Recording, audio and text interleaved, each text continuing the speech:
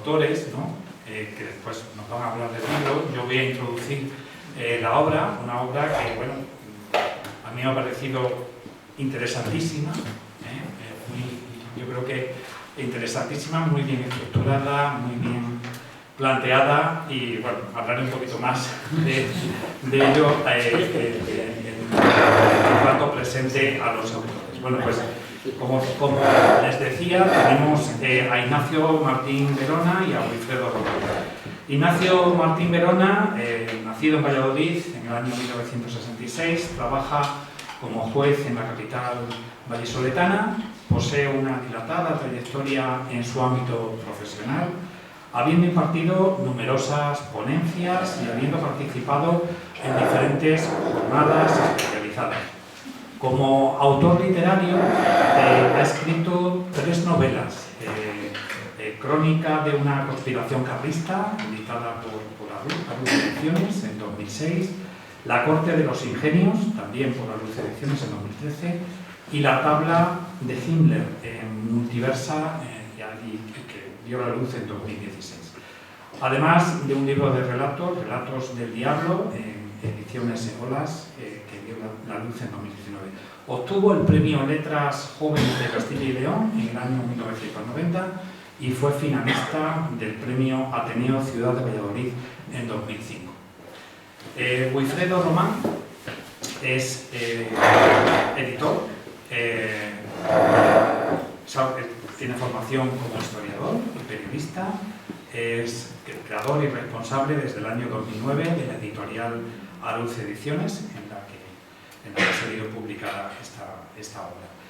Ha escrito varios libros: Castillos de cenizas, historias de los cines en la montaña palentina, en 2002, El Pozo Calero, historia de la minería en el valle de Santullán, en Barruelo, las minas de Barruelo, Castrejón de la Peña, historia y tradiciones del municipio, en 2005, Santuñán y La Braña, un recorrido por los municipios de Barruelo y Brañosera, en 2009, Combate en la montaña, el frente de Palencia y Cantabria en la Guerra Civil, son 2 volúmenes editados en 2015 y 2017, y también ha publicado varios artículos en la colección de historia de la montaña palentina, el último de ellos, Antes del silencio, recuerdos de los últimos habitantes de Valsurbio, en 2019.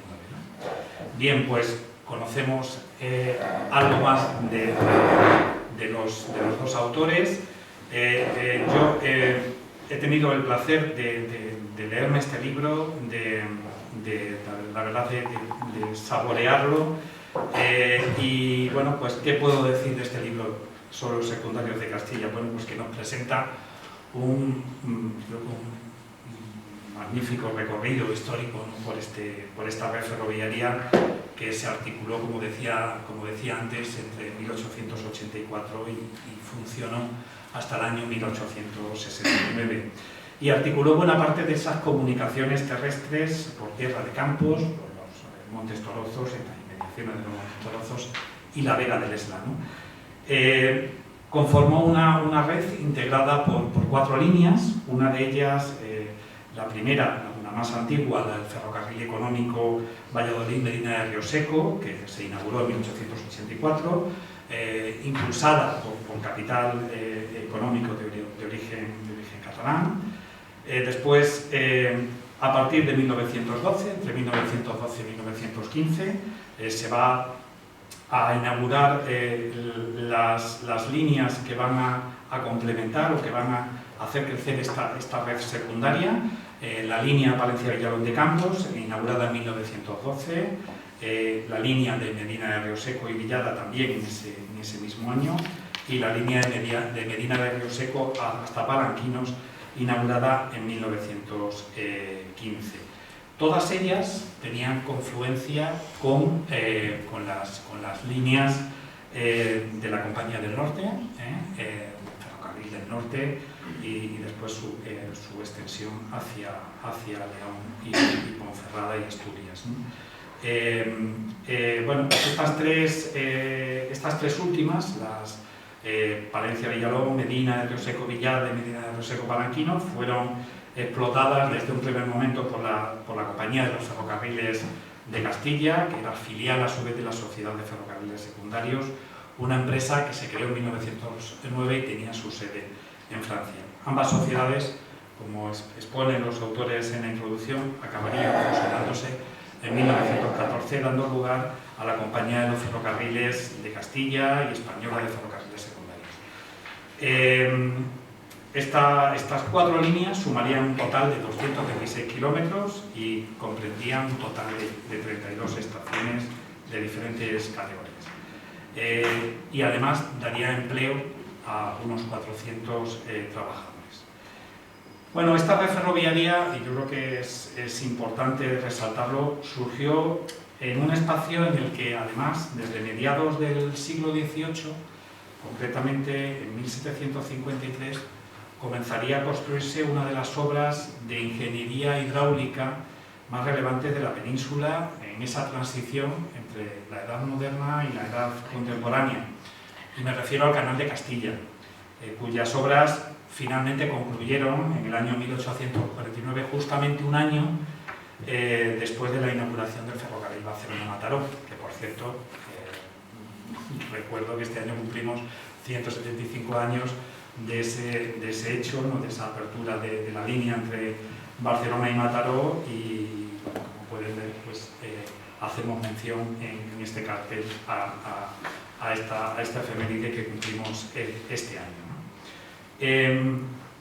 Esta confluencia de 2 redes de transporte nos permite, en mi opinión, decir que es quizá el espacio territorial de la península en donde encontramos uno de los mayor parangón con los procesos de modernización que se vivieron en otras partes de Europa. Me refiero a Gran Bretaña, Francia y otros países centroeuropeos, en esos albores de la revolución industrial. Muchos de los que estamos aquí posiblemente sabemos que con anterioridad a esa eclosión ferroviaria en Europa existió otro momento también de efervescencia vinculado a las redes navegables, de interior, ¿no?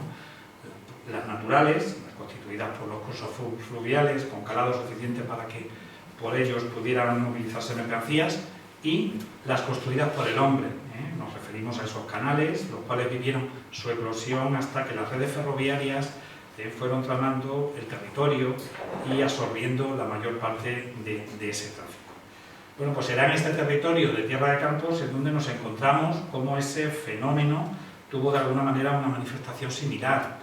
La red de canales jugó un importante papel en la movilización de esas mercancías, principalmente del cereal que se producía en esta Tierra de Campos, hasta que el ferrocarril del norte hizo su irrupción en 1860 en ese territorio, y a partir de ese momento se comenzaría ese trasvase y comenzaría un declive importante en la actividad del canal, que alcanzaría quizás su suelo con la construcción de la red de los ferrocarriles secundarios.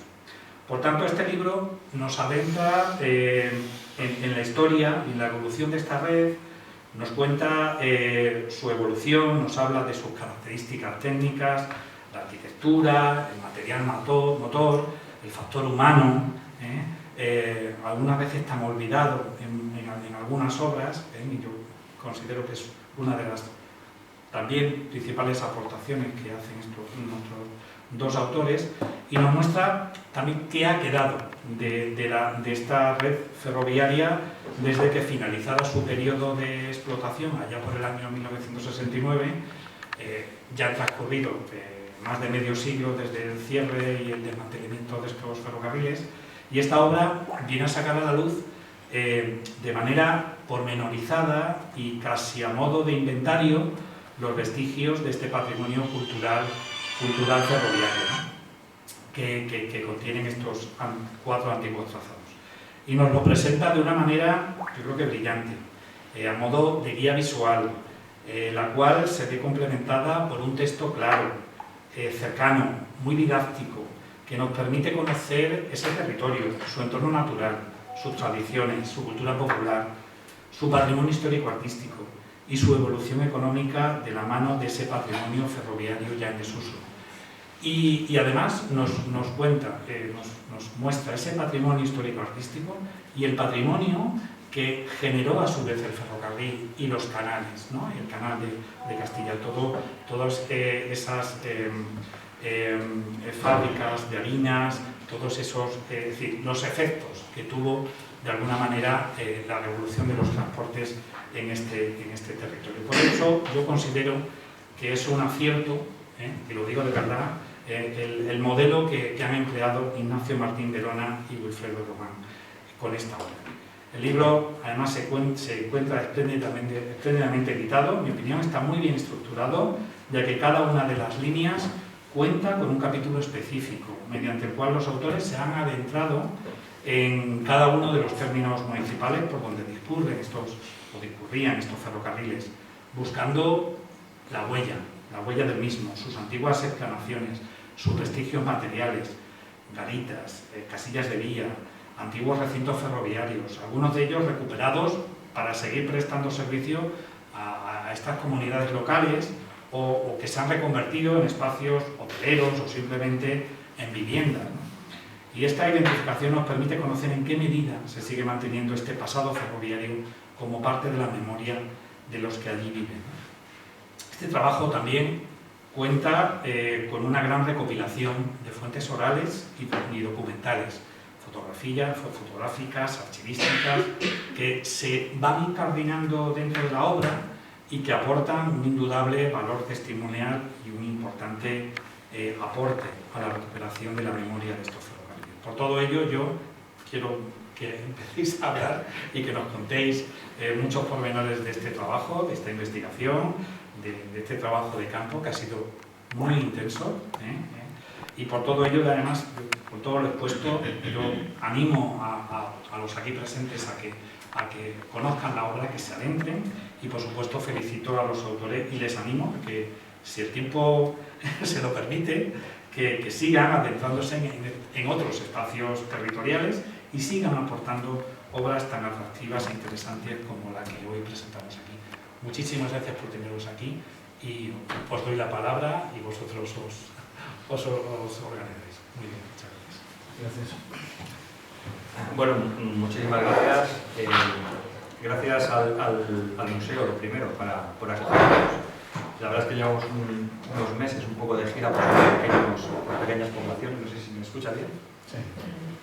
Por pequeñas poblaciones, por las capitales por las que circulaba el ferrocarril, los ferrocarriles secundarios, y bueno, pues yo creo que el poder llegar aquí, ¿no?, a un espacio tan emblemático dentro de lo que es el mundo ferroviario, pues para nosotros es un verdadero placer y un verdadero lujo, ¿no? Dicho esto, pues muchísimas gracias al director del museo, a Francisco, por su amable presentación, que yo creo que se nos ha dejado un poco de contar. Y luego también yo creo que desde que nos pusimos en contacto en un primer momento, llevamos un mes y pico en contacto, todo ha sido facilidades, todo ha sido preocupaciones porque la presentación fuera lo mejor posible, y es muy de agradecer. También, bueno, hacemos un poco extensiva ese agradecimiento a Esteban Santurce, que fue la primera persona que se puso en contacto con nosotros, que nos llamó y que dijo: oye, yo creo que este libro tiene que venir al museo y tiene que presentarse, ¿no? Y dicho esto, lo que vamos a hablaros ahora es un poco el resultado, ¿no?, de nuestro periplo por Tierra de Campos, por Torozos, por los pueblos de Lesla, los pueblos leoneses de Lesla, durante 4 años, bueno, pues un poco pueblo a pueblo, recopilando un poco lo que fue todo este pasado y toda esta historia de un tren emblemático e histórico, ¿no? Normalmente suele empezar Nacho, que nos va a hablar un poco, ¿no?, sobre los orígenes, ¿no?, cómo fue posible la aparición de los ferrocarriles secundarios en esta tierra federalista. Yo creo que Francisco ya ha apuntado algunas claves, pero bueno, Nacho lo puede completar un poquito más. Bueno, pues nada, gracias.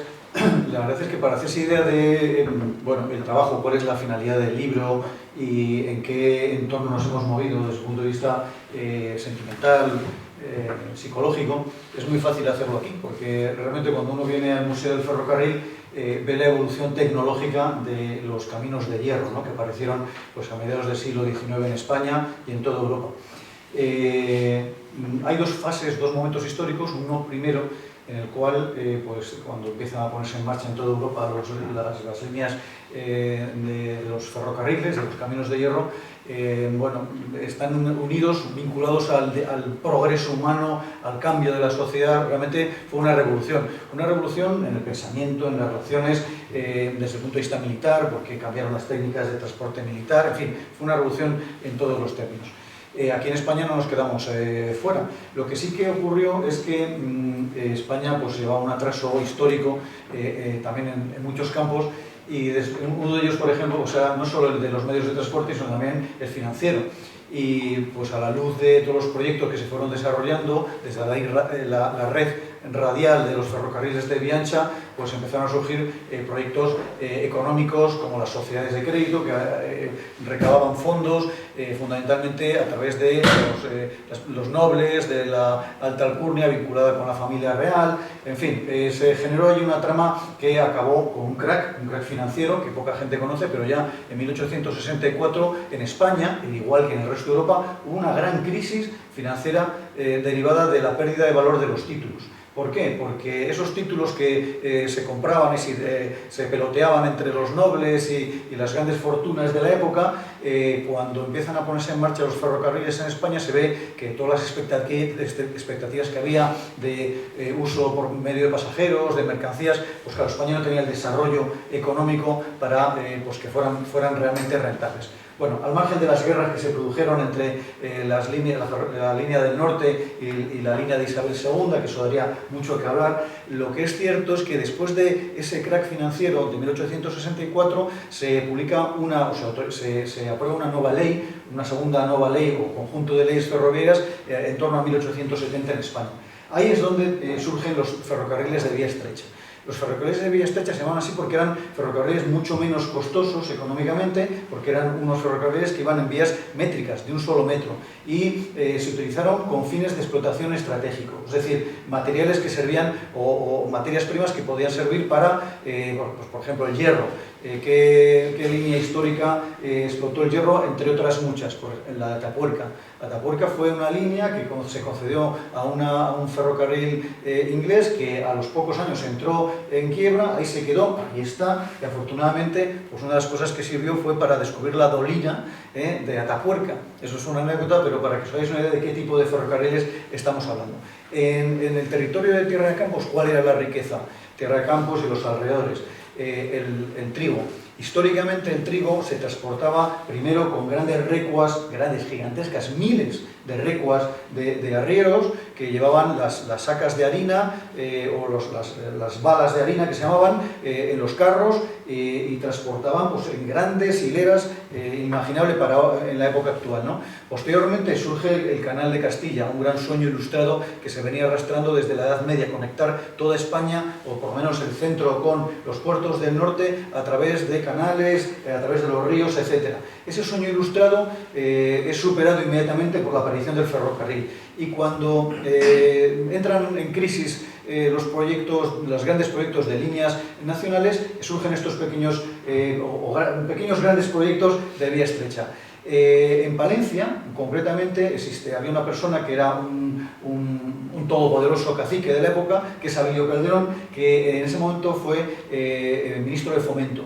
Y evidentemente no es anecdótico, sino todo lo contrario, porque allí se le conoce como el padre de los secundarios de Castilla, que Abilio Calderón consiguiera, por su influencia, que se aprobasen proyectos de este tipo, ¿no? Uno de ellos fue los secundarios que, como ya también ha dicho el introductor de la charla, pues eran 4 líneas. Todos tenemos en la cabeza el tren Burra, conocido por todos, pero eran 4 líneas.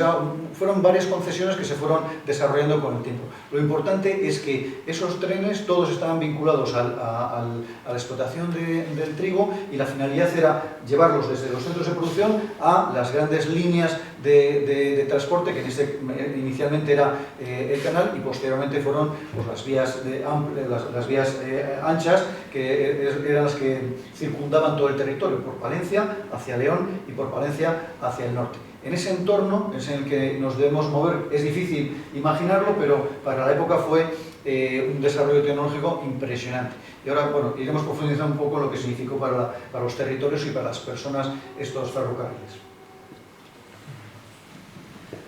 Bueno, cuando hablamos un poco de los secundarios, de los ferrocarriles secundarios de Castilla, ¿de qué estamos hablando? Bueno, la verdad es que lo ha anticipado antes un poco el director, ¿no? Estamos hablando de un trazado de 226 kilómetros que recorre 4 provincias, la provincia de Valladolid, de Palencia, la de León y un pequeño tramo de la de Zamora también.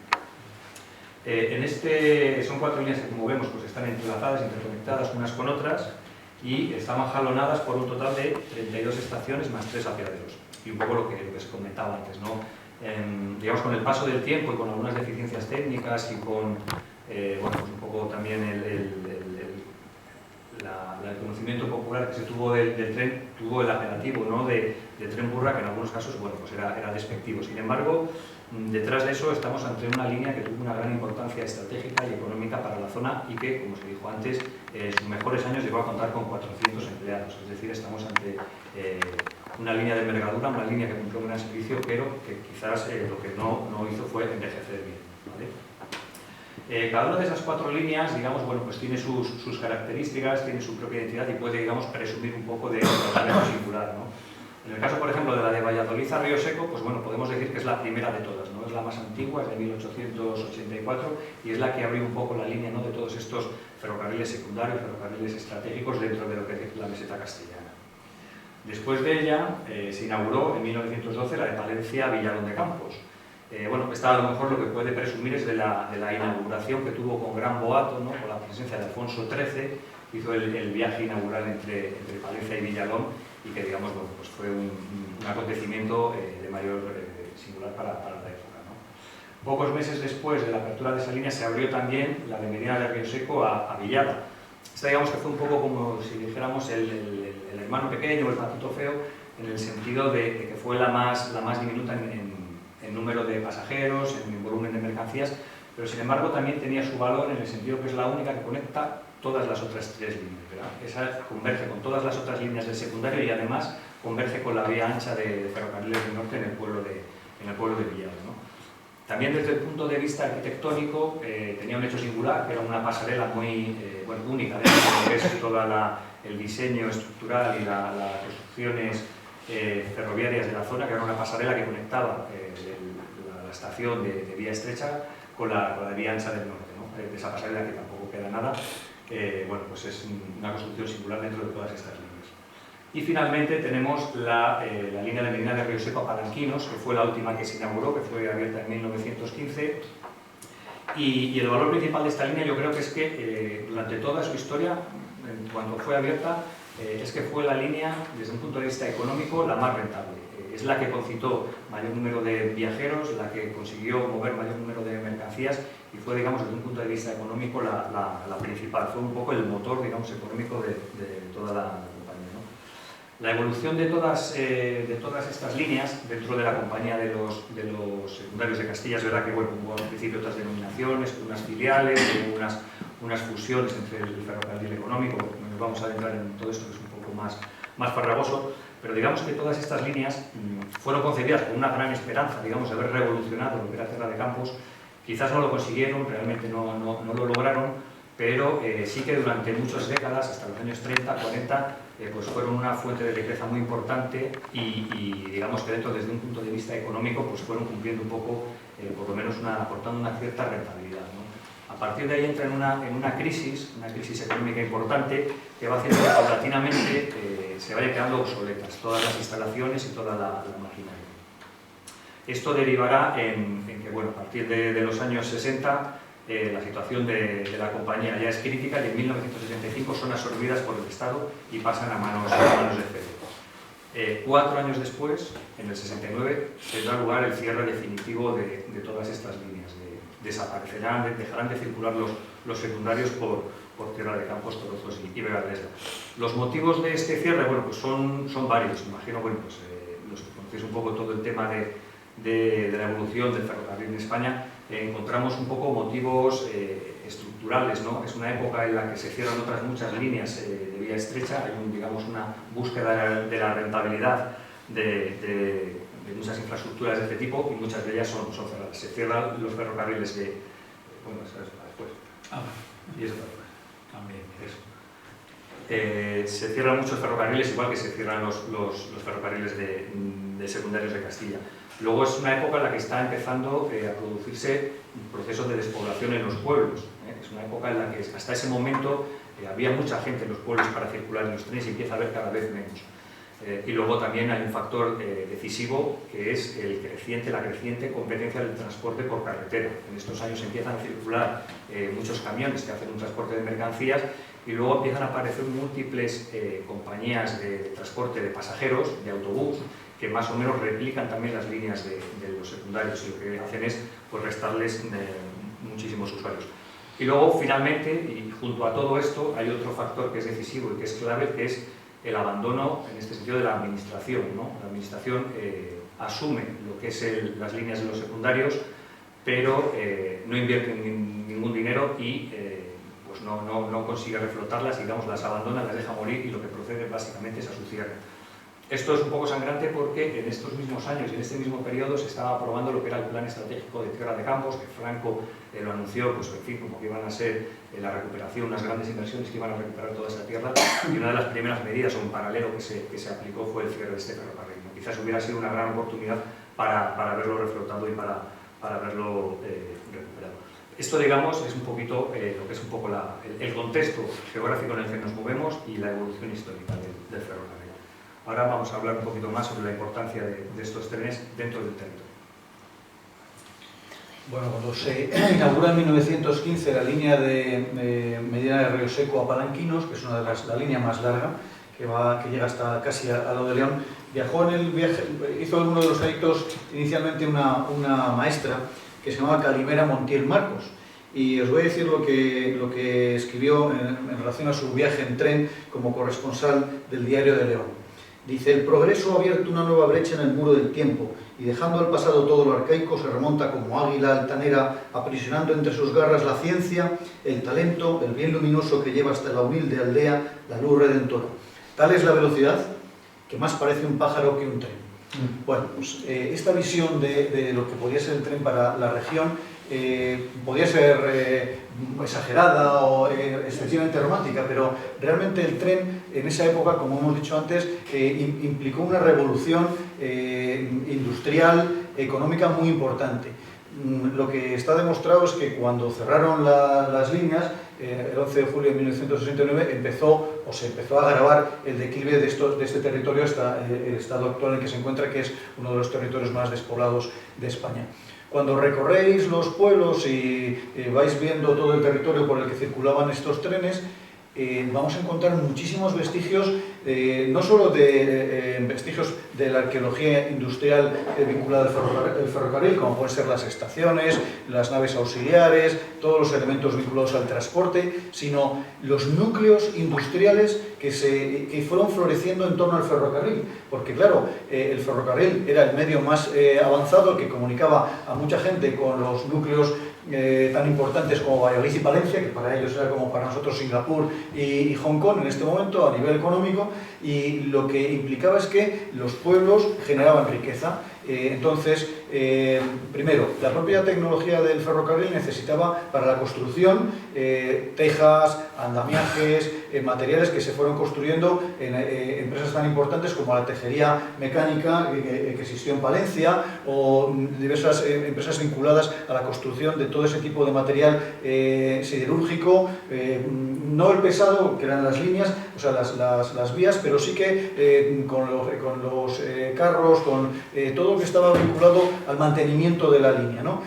Junto a eso se desarrollaron también pequeñas siderurgias que también se aplicaban los conocimientos para la construcción de carros de guaperos, etcétera, ¿no? Pequeñas industrias que para la época fueron súper importantes porque pues, aportaban oficios que eran muy desconocidos, no solo los de los propios ferroviarios, que también, núcleos, por ejemplo, como Medina de Río Seco o Villalón, en Palanquinos, donde existía barrio de ferroviarios, sino que después, por ejemplo, pues, se fueron haciendo grandes, y digo grandes porque son edificios enormes que llaman la atención, harineros, aparte de como digo, las industrias siderúrgicas, pues, todas las pequeñas industrias de alimentación que estaban relacionadas pues, con el aprovechamiento del trigo, chocolateras, en fin, hay un montón de pequeñas industrias que aportaban vida a los pueblos.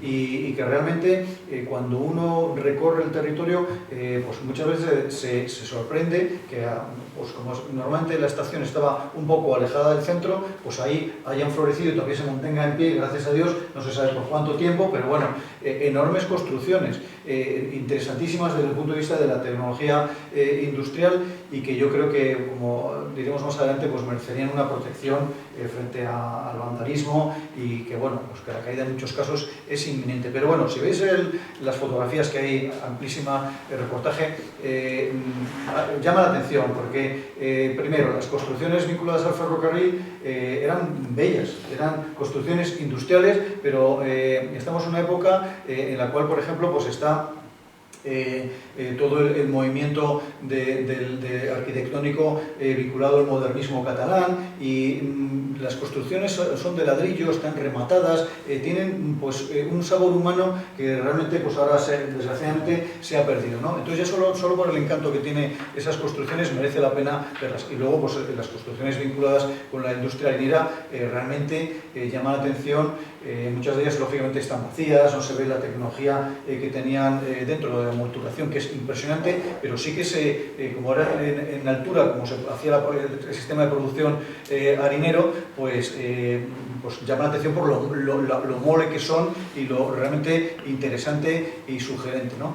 Entonces, bueno, yo ahí sí que animaría a los que no conocéis el territorio, ir con la guía y ir siguiendo las pistas, porque realmente vais a descubrir un mundo que sorprende por lo avanzado que fue en su momento, aunque como dice Wilfredo, poco a poco pues, se fueron quedando atrás tecnológicamente, por el cambio de tiempos, etcétera, ¿no? Pero es muy interesante verlo sobre el territorio, y bueno, las fotografías que también son muy interesantes en el libro, claro.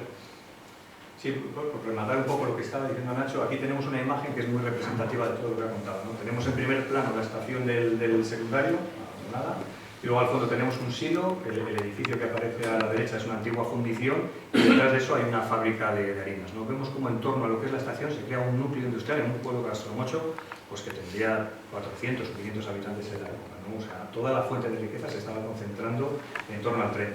Y sí que es muy significativo que cuando hacíamos las entrevistas a la gente, ¿no?, y le preguntamos un poco por todas estas industrias y en qué momento desaparecieron, siempre la respuesta era más o menos la misma. Pues cuando cerró el tren, más o menos es cuando cerró. Entonces, digamos, el tren generó su aparición, y la desaparición del tren fue también lo que motivó su desaparición. Bueno, lógicamente uno de los contenidos esenciales del libro es un poco el inventario, ¿no?, la recopilación de lo que es el patrimonio ferroviario. Lo que hemos hecho en estos 4 años que hemos estado de trabajo de campo, recorriendo un poco todos los pueblos, todos los antiguos trazados del secundario, es bueno, pues hablar con mucha gente, luego lo comentaremos, pero también pues hacer un poco de inventario de todo lo que queda en pie, ¿no? De los antiguos edificios de viajeros, los almacenes, las cocheras, en fin, las garitas luego de agujas, los puentes, un poco todo lo que queda en pie. Yo creo que una de las aportaciones del libro, ¿no?, de este inventario, yo creo que es interesante en el sentido que es la primera vez que hay un libro que engloba las 4 líneas y, digamos, lo que eran todos los trayectos de los ferrocarriles secundarios, digamos, que aparecen en un único estudio. Digo esto porque sí que hay algunas otras publicaciones que aparecieron en los años 80, 90, principios del 2000, pero lo que hacían era más o menos quedar un poco reducidas a cada una de las líneas, ¿no? Yo creo que esta visión global, yo creo que sí que es interesante, ¿no? Para los que sean muy amantes de las máquinas, pues decirles que, por ejemplo, hay 2 en esta línea, hay 2 que se han recuperado y que permanecen expuestas. En Medina de Río Seco hay una San Leonel, una máquina belga de 1910, y en Valladolid, en la capital, hay una Sharp Stewart, una máquina británica de 1884, bueno, un poco a modo anecdótico. ¿Cuál es el estado del patrimonio ferroviario de todas estas líneas, ¿no? ¿Cómo se ha conservado, o cómo se ha cuidado, o cómo no se ha cuidado? Bueno, aquí la verdad es que siempre solemos hacer un poco el inventario. Hay como 3 niveles principales, ¿no? Hay un ejemplo que yo creo que es muy interesante, que es muy valioso y que hay que valorar, que es el de la provincia de León. León lleva en los últimos 20 y pico años recuperando todas las antiguas infraestructuras del ferrocarril. Es una labor, la verdad, que es encomiable, y bueno, se han hecho además desde diferentes perspectivas y desde diferentes administraciones, ¿no? Cuando nosotros empezamos el libro, había tres antiguas estaciones que estaban en ruinas, y cuando hemos acabado el trabajo del libro queda una en ruinas. Las otras dos en este proceso de estos 4 años han conseguido recuperar, ¿no? O sea, eso nos indica un poco la labor que ahora mismo se está desarrollando y que yo creo que es ejemplar, ¿no? En muchos aspectos.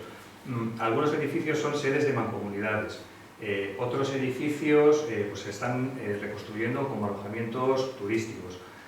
Hay otros edificios que son municipales, que son, bueno, los han comprado los ayuntamientos para actividades diversas, y hay, por ejemplo, en la parte inferior a vuestra izquierda, se ve, por ejemplo, Fresno de la Vega, que está todo el complejo ferroviario recuperado. Ahí en un edificio hay un taller de artesanía, en otro hay unas distintas dependencias y distintos locales para asociaciones vecinales, y a la derecha, aunque no se ve aquí, están los antiguos almacenes de la compañía, que están ocupados por una empresa de venta de pimientos, pero que ha respetado toda la estructura arquitectónica de forma maravillosa, además con mucha sensibilidad, y digamos que es un ejemplo, ¿no?, de cómo estos edificios tienen un uso, tienen un valor y están, bueno, se han intentado recuperar de la mejor manera posible.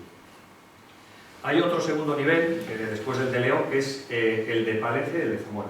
Aquí nos encontramos un poco de todo. En el caso de Zamora, que solo son dos poblaciones, tenemos una como es Villanueva del Campo, que ha recuperado gran parte de sus instalaciones, no todas, pero gran parte de ellas con también bastante buen criterio, y hay otra como Castroverde de Campos, que en cambio lo ha dejado en ruinas. Este es un edificio que está en ruina y que ojalá algún día se pueda recuperar. Y recientemente, en una remodelación de una carretera, se acaba de derribar una de las antiguas casillas del trazado ferroviario. ¿Qué pasa en el caso de Palencia? Pues nos pasa un poquito lo mismo. En el caso de Palencia tenemos grandes núcleos ferroviarios que han perdido todas las instalaciones del secundario, como es Villada, un poco lo que os comentaba antes, tenía esa antigua pasarela, era estación de término, tenía sus cocheras, tenía sus placas giratorias, tenía su edificio de viajeros, en fin, un entramado ferroviario muy reseñable, del que no queda absolutamente nada. Y luego, sin embargo, bueno, pues hay otros ejemplos que son más positivos. En la parte superior, a la derecha, tenemos esa torre metálica que han hecho en Mazariegos. Bueno, no sabemos si con muy buen gusto estético, pero por lo menos se han preocupado de recuperar lo que era el edificio de viajeros y, digamos, lo que era el servicio de los la ministeria. Lo que han hecho es levantar esa torre metálica pues es un mirador de 22 metros que ofrece unas panorámicas interesantes. Abajo del todo, en la parte inferior, en el extremo derecho, vemos también otra iniciativa que también es singular y que también es curiosa, que la han desarrollado los hermanos Melero en Boadilla de Río Seco, y allí lo que están haciendo es un pueblo en el que, digamos, están intentando ofrecer una alternativa turística, una alternativa, unos alicientes a los visitantes a través de la instalación de diferentes creaciones artísticas. Pero además hablo de creaciones artísticas de autores como Antonio López, o sea, que están incorporando, o sea, que hay obras extraordinarias. Y dentro de este conjunto, dentro de esta propuesta para recuperar el pueblo desde ese punto de vista artístico, han hecho varias instalaciones dentro de las antiguas estación del secundario. Entonces, digamos, es un edificio que está en ruinas, que no se ha recuperado, pero sí que se ha convertido en un punto de interés y en un foco para los visitantes, ¿no? Entonces, bueno, digamos, es una vía intermedia, ¿no? En el caso de Palencia, bueno, pues también está una vía verde muy importante de la que luego hablaremos, y hay también un caso también llamativo, como es la imagen que sale en la parte superior, a la derecha de todo, que esa es la antigua estación de Palencia, que era la sede, digamos, la sede principal de la compañía, y es un edificio que está perfectamente recuperado, pero aquí, digamos que, a pesar de que está recuperado y que está en uso, también hay un pequeño debe, ¿no? Tenemos aquí, está Luis Roma Santa, que es el hijo del último director de la compañía, que, bueno, pues tiene también un poco el empeño, la lucha, ¿no?, de que se reconozca que eso fue la antigua estación de secundario. Cuando tú vas a ese edificio y te acercas a él, lo que ves es una placa en la que se dice que es la Academia Municipal de Música, y que allí, bueno, pues ensaya la banda, lo que sea. Nadie, claro, lógicamente las personas mayores saben que aquello fue una estación, pero con el paso del tiempo, dentro de 10 o 20 años, ya nadie sabrá que aquello era la estación del secundario. Entonces, bueno, pues hay un poco un empeño, ¿no?, por conseguir que se haga, pues, alguna placa o algún tipo de monumento para recuperar un poco pues esa identidad, ¿no? Algunas veces se pierde lo que es un poco el carácter físico, y otras veces lo que se pierde también es un poco la identidad. Nosotros, bueno, dentro de la modesta, digamos, dimensión de nuestro libro, entendemos que estas construcciones tienen un valor histórico, que responden a una arquitectura muy concreta, lo comentaba Nacho, a un periodo histórico determinado, nos hablan de nuestra historia, nos hablan de nuestro pasado y explican un poco, ¿no?, lo que fue la vida en Tierra de Campos durante décadas. Entonces, abogamos lógicamente porque se recupere, porque se vayan recuperando, y pensamos también que incluso dentro de muchos pueblos puede ser un aliciente, porque hay gente que está interesada en el patrimonio ferroviario, hay gente que está interesada en el turismo cultural, hay gente que le gusta las vías verdes, y aquí podemos, podemos vincular un poco todo esto y conseguir desarrollar. Bueno, una cosa por completar. Si veis en la solapa del libro está la simbología con cada uno de los restos que queda en cada uno de los pueblos, con lo cual es muy didáctico y muy intuitivo, porque viene un listado que hemos ido recopilando pueblo por pueblo para que se pueda saber en dónde vamos a encontrar más vestigios o en dónde está arrasado todo, como desgraciadamente en muchos de los pueblos de Valladolid, que quedan muy casi mejor no hables porque vamos a quedar muy mal. Se puede resumir. Sí, lo mismo es. Valladolid, que era el fronteriza que faltaba, ahí ha sido un auténtico desastre. Valladolid capital tenía 2 estaciones, han desaparecido. Mediana de Roseco tenía 2 estaciones, han desaparecido. Y en todos los demás pueblos, quitando el caso excepcional de Cuenca de Campos, que la estación está más o menos bien, todo lo que no ha caído está en ruinas. La parte inferior central es la estación de Valverde de Campos, que es un ejemplo de cómo es la situación del patrimonio ferroviario en Valladolid.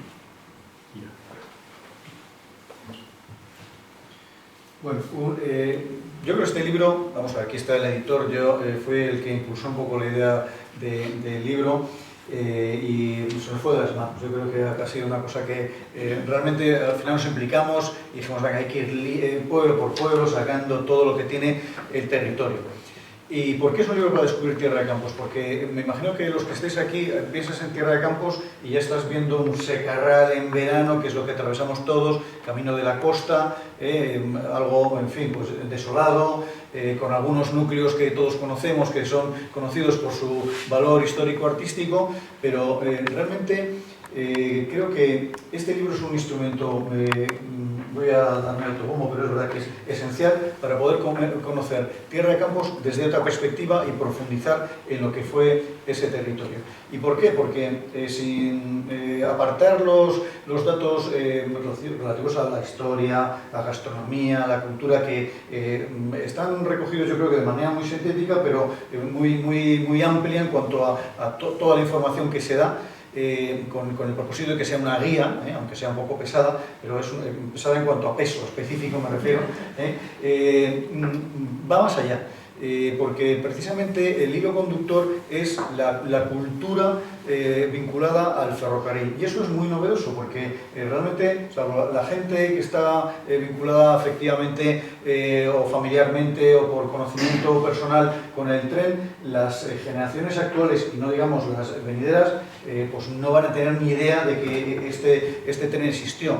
Y sin embargo, aunque estamos en una época muy límite para salvar lo que queda, todavía creo que se pueden hacer esfuerzos en la línea de lo que estaba diciendo Wilfredo con las estaciones recuperadas en León. Hablaremos después de las vías verdes y otras cosas que se pueden hacer, pero lo que creo que sí que podemos hacer cada uno de nosotros es tomar conciencia de que esos territorios que, bueno, pues por la impotencia ante el desarrollo industrial y porque la historia les ha dejado apartados, pues tienen muchísimas cosas que aportar. Por ejemplo, cuando surgen los trenes, hemos dicho que están vinculados a determinados sectores industriales y políticos que desarrollaron esta línea. Y estamos hablando de pueblos que dieron a luz, donde nacieron políticos que fueron primeros ministros, grandes riquezas, grandes patrimonios familiares dentro de España, y todo eso tiene su reflejo en cantidad de restos históricos, patrimoniales, etc. Por ejemplo, Palencia. Os sorprendería si no lo conocéis, que gracias a que Jerónimo Arroyo desarrolló allí su trayectoria como arquitecto, es uno de los arquitectos, es una pequeña ciudad de Tierra de Campos que no tiene o tiene poco que envidiar al resto de las ciudades, salvo Barcelona, en cuanto a ejemplos de modernismo. Y hay hay una calle entera, la calle Mayor, que está plagada, cuajada de ejemplos magníficos de este estilo que nos sorprende, ¿no? Dices, Tierra de Campos, bueno, pues no solo en Valencia, hay otros muchos ejemplos que vamos recogiendo de estos restos que lo que nos evidencian es que en esa época histórica, Palencia de Campos, la Tierra de Campos, lejos de ser un territorio abandonado, sin ninguna proyección, sin ningún pulso, era todo lo contrario. Ahí se traían, por ejemplo, pues, la gente que estaba vinculada a la explotación de las harinas, viajaban a París, traían la última moda. Hay ejemplos de fábricas que eran de sombrerías que exportaban a todos los lugares del mundo. Uno dice, pero bueno, ¿esto ha pasado aquí? Pues sí, pasó ahí. Y creo que es muy interesante patear y recorrer ese territorio y con esta guía descubrir esos rincones que dices, es sorprendente que esto haya podido existir aquí, ¿no? Entonces, es cierto que en muchos casos, pues por desgracia, están al borde de la desaparición muchos de esos restos, pero en otros todavía el aliento de la historia y de la riqueza de todo tipo, ideológica, en cuanto a la vida en los pueblos. La verdad es que se recogen muchísimas anécdotas, es muy sabroso el libro. Aparte de lo que nos han ido contando los informantes, pues una vez cuando te pones sobre la pista, como empiezas a profundizar y dices, joder, qué vida más intensa había en estos pueblos, ¿no? Y qué interesante. Lo que pasa es que, bueno, este libro se podría hacer otro segundo tomo, porque cada vez que vas presentándolo en diversos pueblos surgen se acopian nuevos materiales y dices, bueno, esto da para mucho más, ¿no? Con todo lo que tiene, que ya es muchísimo, porque como os ha dicho Wilfredo, han sido 3 años y pico, 4, recorriendo los pueblos y recabando información de todo tipo. Pero bueno, yo creo que como guía, pues la verdad es que es muy interesante por esa perspectiva que da diferente a lo que podíamos pensar que era una guía Tierra de Campos al uso, ¿no? Bueno, allí hay un ingrediente que yo creo que para nosotros ha sido especialmente gratificante, que también es un trabajo exhaustivo, yo creo que es donde más esfuerzo hemos volcado. En este libro la verdad es que el trabajo de archivo, de búsqueda de datos, no hemos realizado demasiado, hemos estado en algunos, hemos buscado pues algunos datos para contextualizar la historia, la economía y tal, pero no es un libro dentro de lo que es la historia de las publicaciones ferroviarias, no es un libro técnico especializado en lo que es un poco pues todos los datos de producción, de pasajeros, etc. No aparecen datos, pero no es el eje central, ¿no?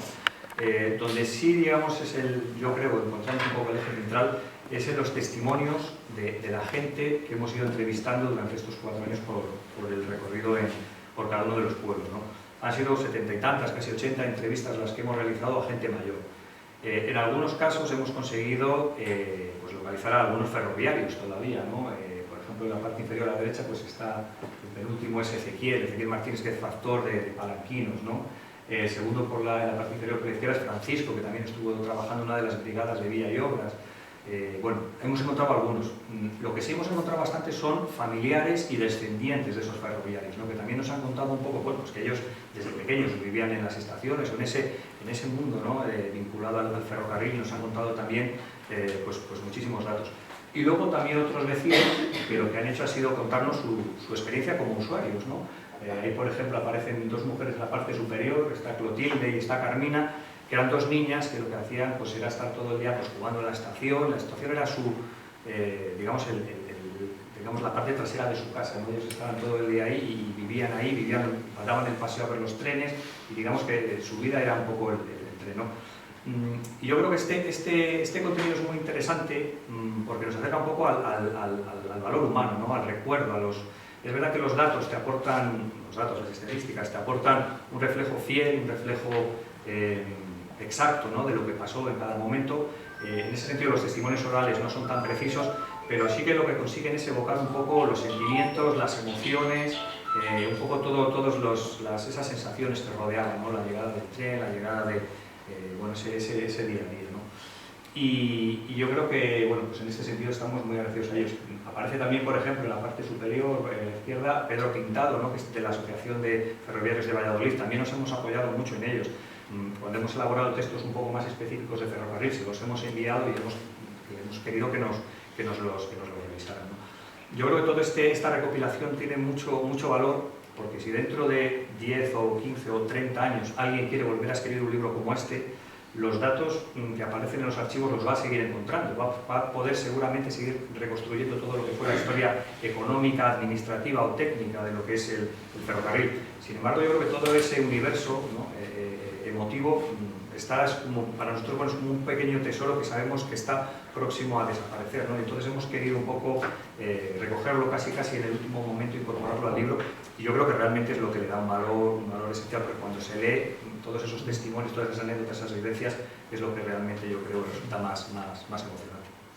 Me gustaría recordar a Salvador Barrios, que tuvimos la suerte de hablar con él, nos dio material y es una de las personas que impulsó la recuperación de la máquina de la línea Río Seco, que está ahora en la Plaza de San Bartolomé en Valladolid, y ha impulsado durante muchos años la operación de ferroviarios Asbuffer, y realmente fue una pena porque, por desgracia, la pandemia impidió que bueno, pues hubiera el libro publicado y que le pudiéramos bueno, pues satisfacer en haber recogido el testigo, porque él realmente publicó en el año 82, 80, un libro relacionado con el tren Burra, y hubiese sido pues un homenaje a todas estas personas que por desgracia están desapareciendo. Muchas veces he hablado, como Bifredo está relacionado con este mundo de la etnografía y tal, decía, es que me siento como una casa que está incendiándose, estamos decidiendo qué muebles salvamos, ¿no? Pues esa sensación te da, porque sabes que hay más historias, en los pueblos te siguen diciendo que, ay, pues un primo mío tiene una foto, y tienes esa sensación de que se te escapa entre las manos, porque hay que recorrer los pueblos en invierno, que íbamos llamando a las puertas y parecíamos ahí cualquier cosa, y la verdad es que, bueno, pues creo que es muy emocionante ver el rostro de la gente, ¿no?, que lo vivió y que todavía algunos de ellos mantienen viva la llama ferroviaria, porque el mundo de los ferroviarios también es, lo contamos en el libro, era un mundo muy cerrado, y entrabas desde pequeño y acababas de jefe de estación, ibas prosperando, ibas cambiando de estaciones, según ibas avanzando en el escalafón, era un poco como los funcionarios, pero en un mundo muy entrañable, es que muy bonito. Aquí en esta sede se puede todavía... Sí, yo quería mencionar a Salvador Barrios, y desde luego fue también un gran colaborador de este museo, ¿no? y aportó mucho conocimiento, el conocimiento que tenía de esa época del vapor, ¿no?, a este museo desde sus inicios. La verdad que es una gran historia. Sí. Bueno, las vías verdes. Bueno, las vías verdes. Aquí, bueno, evidentemente el tren alteraba el territorio, porque se generaba la trinchera por la que se lanzaban las vías, aunque no muy amplias, pero está.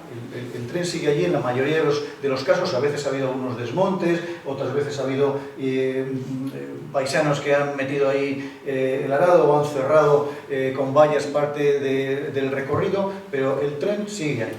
Entonces, ¿qué se puede hacer con el tren y qué se ha hecho en algunos casos? En este momento hay 4 vías verdes, 4 tramos no muy importantes, salvo el de Palencia, que son muy parciales, que yo os invito a recorrer, porque es una de las formas que con una bicicleta, hombre, a lo mejor en agosto yo no me metería, vamos a ser sinceros, pero en otoño, en primavera, un año que llueva, que esté bonito, la verdad es que es una gozada. Entonces están perfectamente señalizadas y uno ahí puede percibir perfectamente lo que era el recorrido del tren. En muchos casos, por ejemplo, la de Valladolid, que bueno, es unos 3 kilómetros aproximadamente, que va desde Zaratán hasta cuando sube el páramo, pues se tiene la ocasión de recorrer la cuesta, en la cual ganó, entre otros sitios, el apodo del tren Burra, ¿no? Porque os imagináis subiendo era una cuesta pequeñísima, de muy poco desnivel, pero para un tren de esas características pues se asfixiaba, ¿no? Porque iba consumiendo carbón, y bueno, pues ahí pues la gente se bajaba. Esa anécdota a los ferroviarios no les gustaba nada, porque era como ofensivo decir, bueno, ¿cómo que se bajaban? Nosotros, si veíamos que se bajaba uno, arreábamos para dejarle fuera y tal, ¿no? Y tenía que correr, en fin, esas cosas que eran muy curiosas. Pero bueno, las vías verdes, la más importante, la que tienes ocasión de recorrerla con más amplitud, es la de Palencia. Palencia, que llega hasta Castromocho cuando se une con el canal de Castilla. Además es un entorno muy interesante, porque se pueden ver cerca la Nava, aparte del canal, y luego hay varias poblaciones que son muy interesantes desde el punto de vista pues, histórico, cultural y también vinculados al tren. se está proyectando, ¿verdad?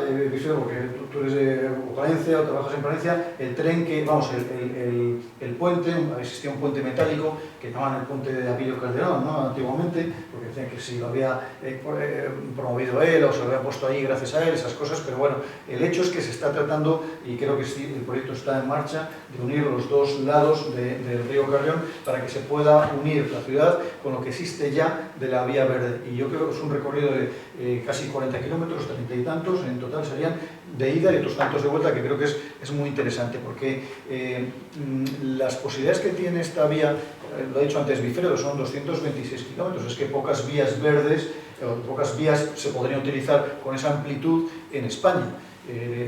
Yo estoy pensando en la de Ojos Verdes, Ojos Negros, perdón. No creo que haya muchas más vías que se puedan comparar con la amplitud que tienen estas y las posibilidades. Pero bueno, en este momento lo que existe permite tanto la de Valladolid como la de Palencia. Hay un pequeño recorrido que va de Villalón a Cuenca, de Campos, que también se podría prolongar porque de hecho nosotros lo recorrimos hasta Boadilla de Río Seco. Sin embargo, se lo ha comido está realmente invadido por la maleza. En fin, es una pena porque ha habido una inversión ahí que se ha perdido. Y después hay un pequeño tramo también de Valencia, de Don Juan a Castrofuerte. Es realmente a lo mejor la que quizás está, como todos los leones, en mejor estado, con una muy buena señalización, y yo creo que hay que intentar que los políticos en sus competencias tomen conciencia del valor, ya no solo del pasado, sino el valor presente que tiene, porque esto realmente es un patrimonio que cuando uno viaja por ahí, Alemania, en fin, a cualquier sitio del extranjero, incluso dentro de nuestro propio país, hace poco anunciaban que se había acabado ya de conectar toda la vía que conectaba Béjar con Plasencia. Yo he tenido ocasión de recorrerlo con la bici y es una gozada, y en torno a la vía van surgiendo negocios, se van rehabilitando las antiguas naves y se ponen en funcionamiento pues, para un restaurante, para pequeños establecimientos hoteleros. Bueno, eso es que en muchos casos es lo que hay en esos pueblos, y creo que con un poco de visión se podrían conectar y recuperar prácticamente sin mucho esfuerzo las vías que existen para tratar de ponerlas nuevamente en valor. Y desde luego yo os animo a que si tenéis la oportunidad la recorráis, porque se puede hacer perfectamente. En algunos casos hay que desmontar, hay que buscarse alguna alternativa, pero bueno, es una iniciativa bastante aventurera, y con el libro yo creo que se completa perfectamente. Sí, además yo creo que la línea verde, claro, desde el punto de vista, digamos, de ocio y tal, tiene su ingrediente, pero yo creo que también es una forma, en algunos casos se está utilizando para recuperar todo ese patrimonio ferroviario que antes hablábamos. Hemos visto el caso de Mazariego, ¿no? Que han recuperado la estación, que han hecho ese mirador en torno a esa vía verde. Quizás si no se hubiera hecho esa vía verde no se hubiera realizado esa mejora. Y además, bueno, pues se colocan también muchas placas indicativas, paneles explicativos, se reivindica un poco lo que es la historia del tren. Bueno, y otro contenido también que yo creo que es muy destacable dentro del libro, lo decía antes también al comienzo el director, yo creo que es la recopilación fotográfica que hemos conseguido, ¿no? Yo creo que aquí hemos trabajado un poquito a tres niveles principales. Por un lado hemos contado con la colaboración de distintos autores, pues de Juan Maestro, de Carlos Martín, de Miguel Ángel Novo, que ha venido también aquí y que también estuvo recorriendo con nosotros las líneas y haciendo fotografías, ¿no? Son imágenes actuales de las infraestructuras ferroviarias. Por otro lado, hemos conseguido también, yo creo, una colección muy apreciable de los fotógrafos, sobre todo de los fotógrafos europeos, ¿no? Que en la época venían a fotografiar los ferrocarriles, sobre todo los ferrocarriles de vapor de España. Cuando comenzamos a hacer el libro, todavía llegamos a contactar con Lawrence Marshall, que es uno de los, digamos, fotógrafos históricos, ¿no? de las líneas en España. Todavía logramos contactar con él, nos facilitó el permiso para publicar estas imágenes, ¿no? Luego pues también aparecen fotos de Jeremy Weissman, de Trevor Robb, es decir, un poco de algunos de los autores de referencia dentro de este mundo, ¿no? Y vinculando todo esto también un poco con lo que hablábamos antes, ¿no? de las entrevistas, de las personas con las que hemos hablado, hay otra colección de imágenes que también aparecen en el libro, que yo creo que tiene un valor todavía mayor, que son las que hemos conseguido rescatar de los archivos personales de las familias de los ferroviarios, ¿no? quiero decir un poco lo que comentaba también antes, ¿no? Dentro de algún tiempo, pues esas fotografías posiblemente de Marshall o de Weissman sigan siendo accesibles pues, a través de distintos archivos, de distintos museos o, en fin, o de las personas que las gestionan. Sin embargo, esas fotografías que hemos conseguido a lo mejor de un nieto de un ferroviario que estaban perdidas en su casa, que ya las tenían en Valencia y que posiblemente ya si pasaran a sus hijos o a sus nietos quedarían totalmente descontextualizadas, ya no sabrían dentro de un poquito de tiempo quiénes eran, dónde estaban hechas, qué significaban, hemos conseguido también incorporarlas, ¿no? Y como esas fotografías pues no están en ningún museo, ni en ningún archivo, ni probablemente vayan a estar nunca más, yo creo que también es un valor muy especial que tiene este libro. Cuando entramos en las casas había que ver aquí al editor, iba con una cámara, iba con un montón de cachivaches que la gente se quedaba así, pero claro, es la manera tecnológicamente de hacerlo, porque es que si no, bueno, ya le mando la foto, se queda ahí, era aquí te pillo, aquí te mato, se cogía la foto y se llevaba, se escaneaba y se llevaba ahí, y es una labor realmente pues, muy interesante, ¿no? Muy complicada de hacer. Bueno, lo del tren. Esto es una historia de verdad que es muy flipante. En los libros que había publicados en torno a los años 80, de 1980 y demás, es decir, pasados casi 10 años, sí, 10 años desde el cierre de la línea, se hacía referencia vagamente a que se habían hecho algunas imágenes de películas de tren, de vaqueros, en la línea del tren. Bueno, pues nos pusimos a investigar y efectivamente se hicieron 2 películas antes del cierre en la zona de Palencia, Villamartín, Mazariegos, de Campos. La labor ha sido muy interesante porque primero estas 2 películas que se llaman Bandidos y Winchester 1 entre 1000, es muy interesante verlas, se pueden ver en internet, están en acceso en YouTube, tú pones Bandidos y va a aparecer la escena que merece la pena ver, porque aquí vino un equipo de esa época, es la de los Spaghetti Western, y se personaron allí un montón de cámaras, de personal ahí de la compañía para grabar una escena que es una de las cumbres de la película, porque es un asalto al tren. Entonces, ¿dónde existían trenes de vapor que todavía funcionaran, me atrevo casi a afirmar, en el mundo de esas características? Pues en Palencia, porque todavía seguían funcionando y de hecho aparece un convoy del tren Burra. Lo único, bueno, es caracterizado pues, con un tren un western, ¿no? un tren del oeste americano, y pues, se ve perfectamente cómo salen por debajo de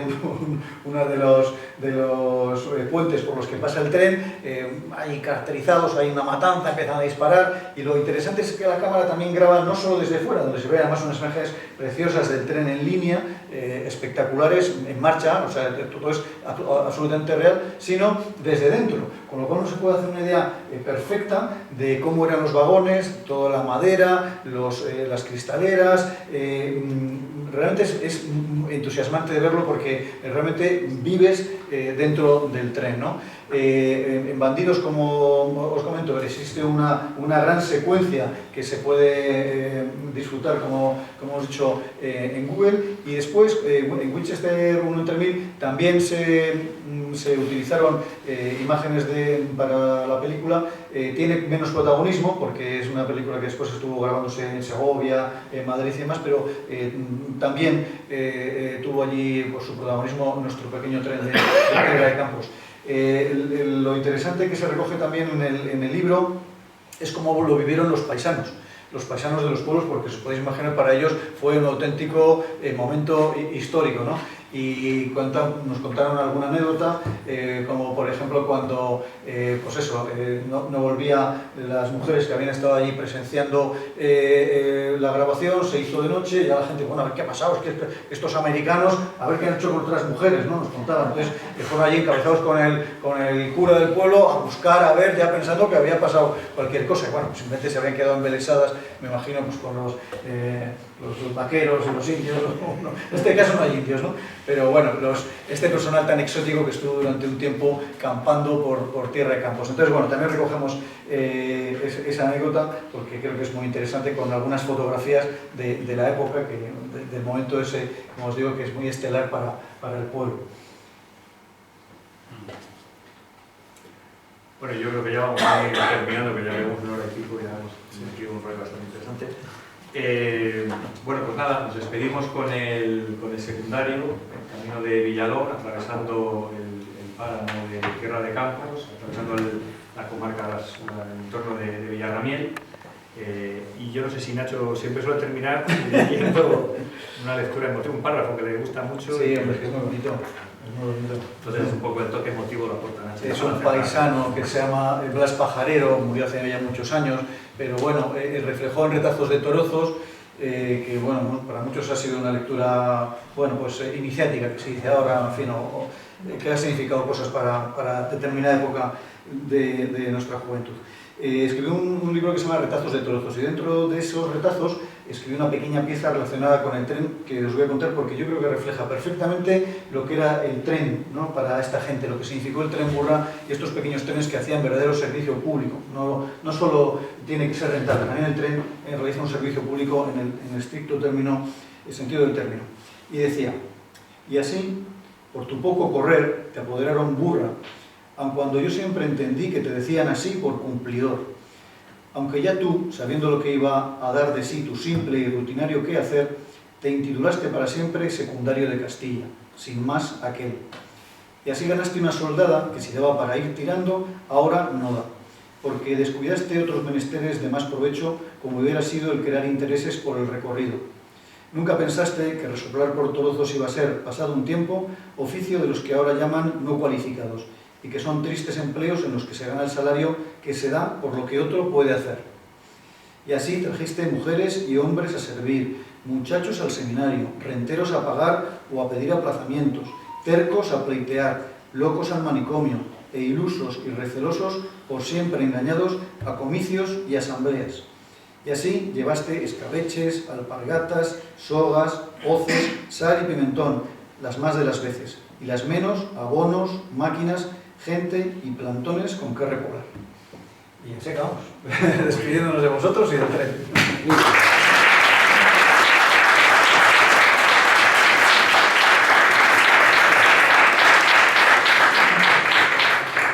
Bueno, pues aprovechando que contamos con los autores de esta magnífica publicación, si entre el público hay alguna pregunta que hacer, pues este es el momento de formularla.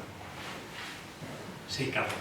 Bueno, me voy a hacer un pequeño favor. Tuve el privilegio ya de leer el libro. Lo que pasa es que por el caos se me ha despistado y no he podido releerlo y, por supuesto, traerlo a la firma de los autores. Es un libro encantador. Y, por supuesto, de entrada, habéis hecho énfasis en ello, el valor humano. Es decir, es un libro, como diría el maestro Manuel Maristani, no es un libro para cuentarremachis. Es decir, es la antítesis de ello, felizmente. Aunque, por supuesto, tiene una entidad, un valor de reivindicación del ferrocarril, de la arqueología industrial, incomparable. Aparte, el tratamiento gráfico, y el editor me imagino que cargará con ello, es impecable. Y, por supuesto, es una verdadera invitación al viaje. Es decir, es un término, no sé, lo tomo prestado, será muy retórico, pero es una verdadera invitación para recorrerlos. Y ahora, a lo mejor meto la pata, pero otro de los valores del libro son esos 4 años de investigación, de patear el campo. Y creo, por favor, corregidme, a lo mejor meto la pata, cuando contáis la historia del hallazgo de una taquilla, me estoy equivocando, que estaba en una casa particular o algo por el estilo. No. Es otro libro que hemos presentado también aquí. Pensé que te ha gustado era el otro. Todo bien que íbamos. No, pero bueno, de esos hallazgos ha habido muchos, por ejemplo, pues esa foto del lavabo donde se hacían sus necesidades los trabajadores del ferrocarril cuando no había nada, no había dónde hacerlo. La verdad es que ha sido, son pequeños hallazgos arqueológicos, pero que están perdidos, echados a perder completamente. Entonces, cada encuentro era algo relevante, ¿verdad? Te estás refiriendo al tren de Cariñena. Pues perdona que se me ha Nada. No, pero bueno, muchas gracias. Hace un tiempo se presentó. Es de indudable, por supuesto, que es Muchas gracias. además cotejando, pues eso.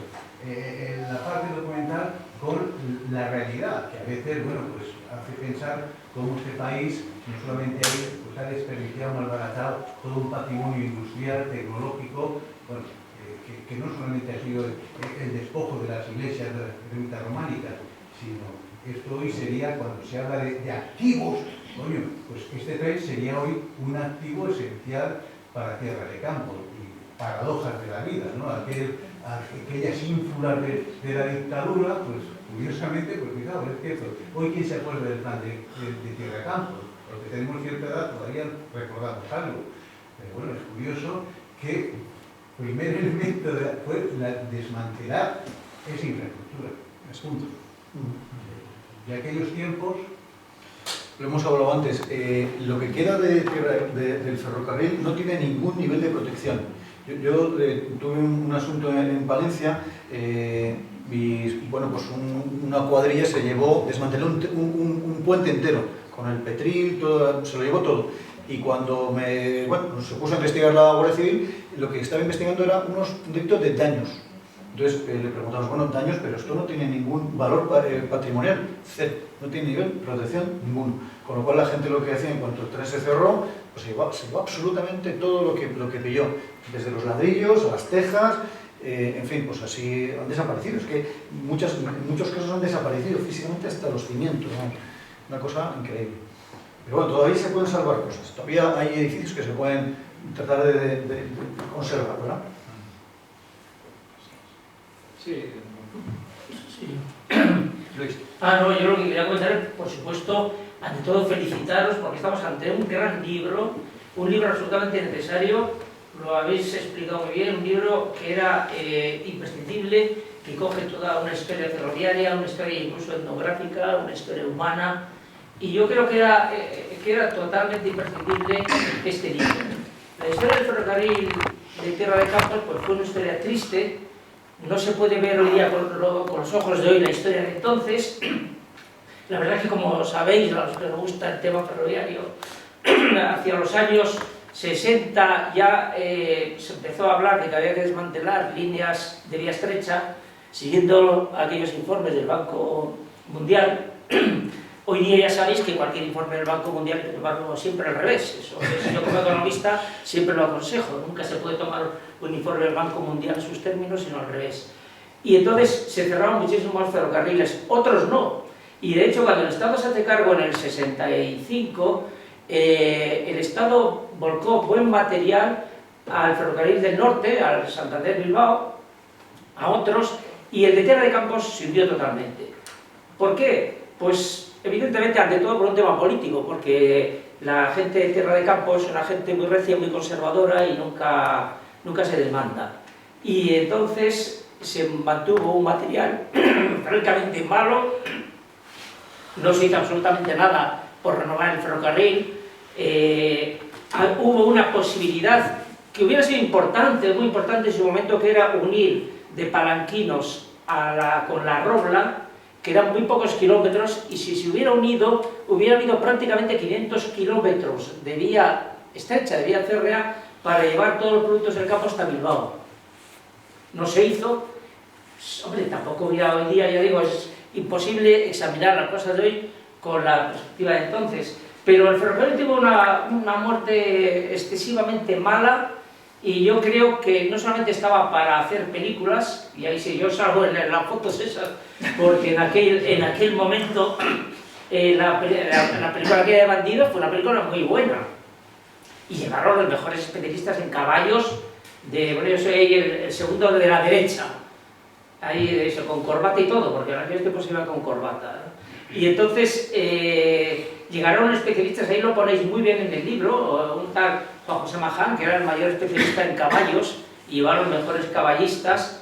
La secuencia, como ha dicho muy bien Ignacio, que la podéis ver en YouTube, la larga secuencia del asalto al tren es una preciosidad, porque se ve el tren perfectísimamente bien.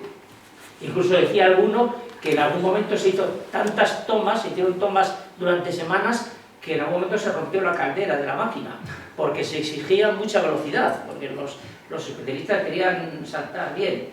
Y entonces, pues bueno, al final quizá no fue la vida, se ha quedado un poco en la vida anecdotaria de de las películas, pero creo que el ferrocarril fue mucho más importante que las películas, y en ese sentido estos dos señores, Ignacio y Wilfredo, Wilfredo e Ignacio, lo han reivindicado perfectamente y yo creo que tienen que estar ahí.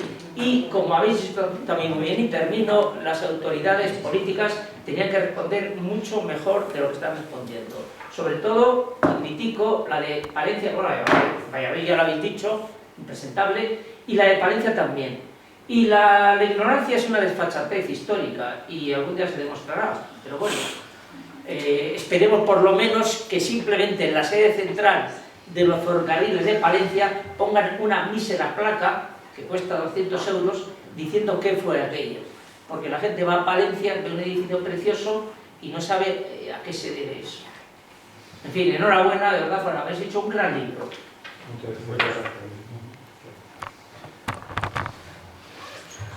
¿Alguna pregunta más? Ya está. Bueno, hay una pregunta ahí. Sí, sí. Nada, que solo lo único, bueno, felicitaros por la recopilación y por la presentación. Y una cosa que quería comentar, que siempre me ha parecido muy curiosa, y bueno, preguntar ya le he hecho, es acerca del trazado urbano que tenía en Valladolid, entre las estaciones de San Bartolomé y la de Campo de Berjar, que más o menos, no sé muy bien qué calle seguía, pero sí que es cierto que he escuchado por ahí que sí, compartía trazado con los antiguos tranvías. No sé si ustedes saben algo más. Sí, está en el libro perfectamente, el proyecto se ve ahí perfectamente. Ibais a ver la Católica, imagínate, pues estaba lo de la estación... ¿Conoces? Sí. Pues desde donde está la estación de tren, cuando hace la curva a la calle Recondo, a la estación de autobuses, ahí se conectaban los dos. La estación de autobuses es donde estaba Campo de Berjar. Iba por ahí, lo sacas calle Gabilondo, y ya buscas el paseo Isabel la Católica. Hasta la Academia de Caballería, y ahí te salía Isabel la Católica. y hacía todo ese paseo hasta el puente. Por ahí también iba en parte también. Y había uno de los tramos de coincidir. Y ahí en Campo de Berjar había conexión con las vías de norte. Sí. Muy bien. Está ahí, si se ven las fotos, vamos a ver varias fotos de eso. Muy bien, pues muchísimas gracias a todos y bueno, aquí nos veremos en próximas presentaciones. Muchas gracias.